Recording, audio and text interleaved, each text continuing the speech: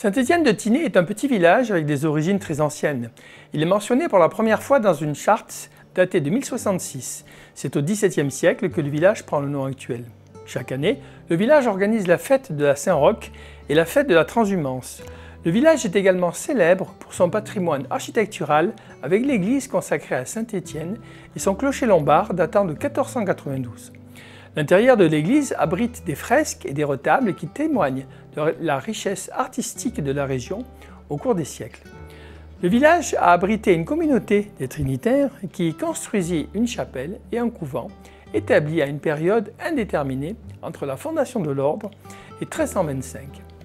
L'établissement des Trinitaires à Saint-Étienne-de-Tinée joua un rôle crucial dans la vie religieuse et sociale de la communauté locale.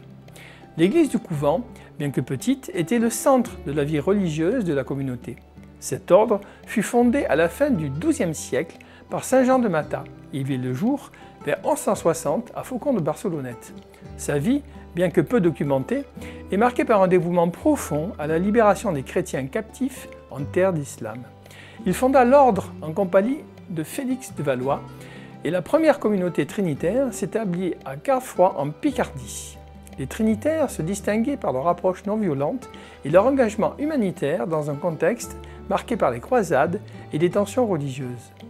Le symbole trinitaire, une croix aux couleurs rouge et bleu, devint un signe de libération et d'espoir pour les captifs rachetés.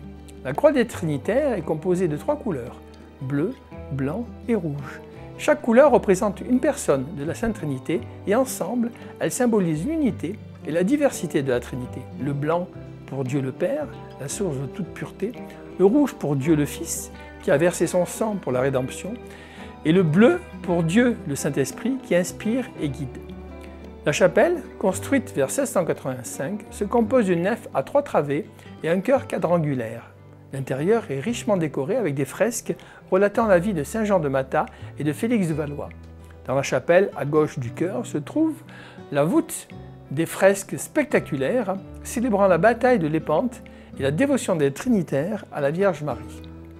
4 panneaux peints évoquent des épisodes de cette bataille avec Cervantes, amiral de la flotte chrétienne à genoux et faisant un vœu entre les mains du supérieur des Trinitaires de Valence avant de prendre le commandement des forces navales catholiques.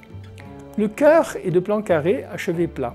Le retable principal, œuvre de François Perrier de Nice, datant de 1737, est un élément central de la décoration intérieure.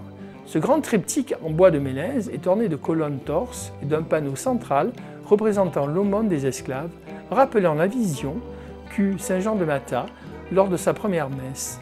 Ainsi, un ange tient dans chaque main un captif relié à lui par des chaînes.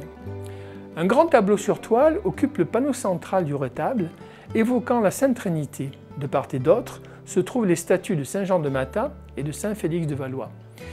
La chapelle à droite du chœur abrite Notre-Dame de la Conception et est recouverte de fresques relatant la vie de la Vierge, avec une voûte couverte de fresques symbolisant les éloges de la divine sagesse. Au-dessus de la porte d'entrée figure le motif sculpté de la croix des Trinitaires, avec de chaque côté un cerf droit soutenant une couronne. Ces derniers rappellent une vision qu'eurent saint Jean de Matha et saint Félix de Valois, celle de 2 cerfs portant au milieu de leur bois la croix des Trinitaires surmontée de la couronne de France. Bonne découverte!